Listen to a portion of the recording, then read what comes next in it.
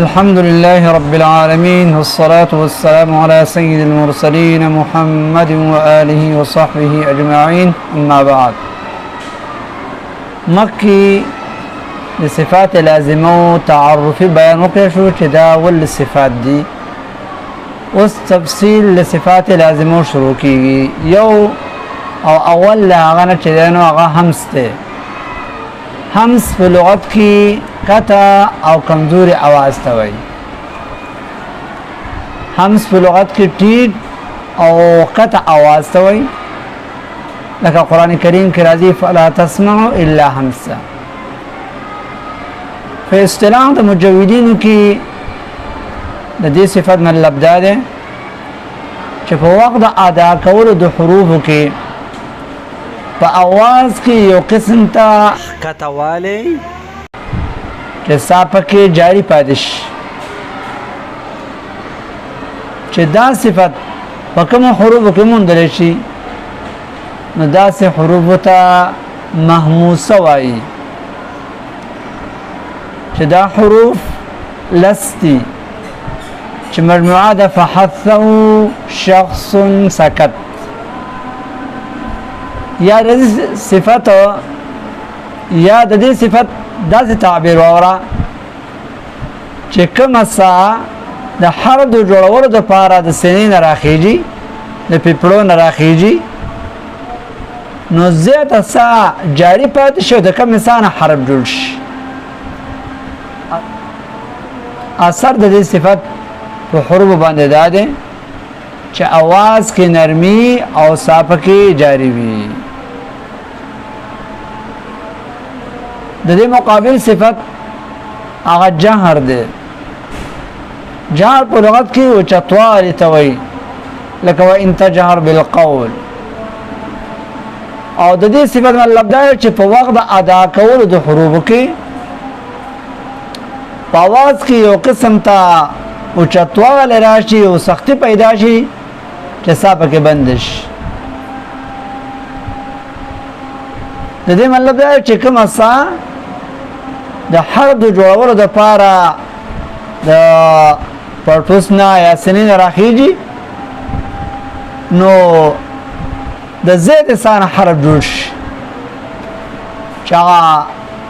صاحب کې شي بند شي आवाज پکې اوچت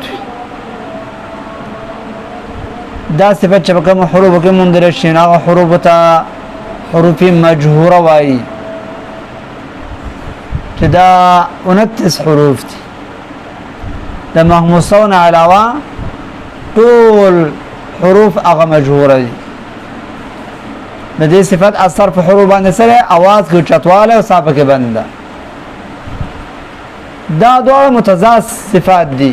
چې به یو حرف کې هم راشي نو جهر پکې به نشتراله او کو جهر په یو حرف کې راغی نو همس پکې نشتراله دی بل مقابل او دویمه جوړه شدت او رخوت شدت په لغت کې سختۍ ته وایي په اصطلاح د مجودینو کې ردی صفت مطلب دا چې د حروف د ادا کولو په وخت کې په आवाज کې یو قسم ته سختی پیدا شي چې आवाज پکې بند کړي چې دا صفت په کوم حروف کې مونږ شي نو دې حروف ته حروف شدیده وایي چې دا اته حروف دي چې مجموعه ده اجده قطم بکت اثر د دې صفت څه شو आवाज بندیدل په حروفو کې د دې صفت ضد هغه رخوت ده رخوت لغت کې نرمۍ ته وایي په اصطلاح د قرآن کې د رخوت مطلب دا ده چې د حروف د ادا کولو په وخت کې په आवाज کې یو قسم ته نرمي چې आवाज په جاری پاتې کړي چې دا صفت په کوم حروف کې مندر شي نو دا حروف متصف کی په صفت د رخوت یعنی حروف رخوه ورته وي یا مسترخیه چې د شدیده او د متوسطون علاوه ټول حروف هغه رخوه دي هر یو صفت مجموعه شته خو موږ یو مجموعه وایو او بل پریدو ځکه چې به د حروف معلومول پکې لږ اساني په حروف کې صفات معلومول پکې اساني چې یو مجموعه دی مثلا اجد قوتم بکدین کوم صفات دی نو تا په شدت کې مونږ نه ته په خپل شدت د بسره خط پکې نشته بل صفت هغه ته وي توسط توسط د شدت او د رخوت ترمنځ یو صفت دی یو ذاتی صفت دی توسط په لغت کې درمیانوالی ته وي په اصطلاح کې مطلب دا دی چې په وخت د ادا کولو د حروفو کې نه دومره نرمي وي چې اواز پکې جاری پاتې شي په شان د رخوت او نه دومره سختي وي چې اواز پکې بند شي لکه په شان د شدت بلکې ردی منځ کې وي څه قدر شدت او څه قدر رخوت نه کامل بند نه کامل جاری وي دا صفت چې په کوم حروف کې راشي نو دي حروف د حروف متوسطه وي په دې باندې یو سوال کې دیش هغه دا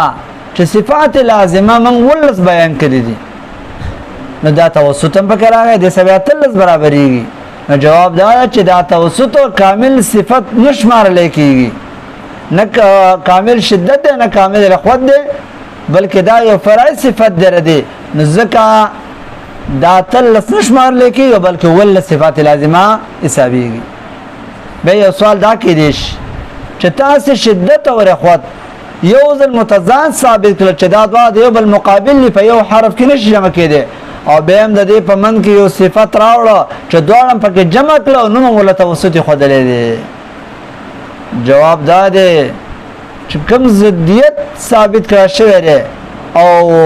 نفي کړل شوی چې دواړه نشي جمع کېدل نو د کامل شدت او د کامل رخوت نفي شوی ده چې کامل سختي کامل نرمي په یو حرف کې نشي جمع کېده په دې حروفو کې شدت ناقصه او رخوت ناقصه ده لغوند شدت او لغوند رخوت چې دا د یو بل مقابل نه دي نو دا جمع کېدیش په حروف متوسطو کې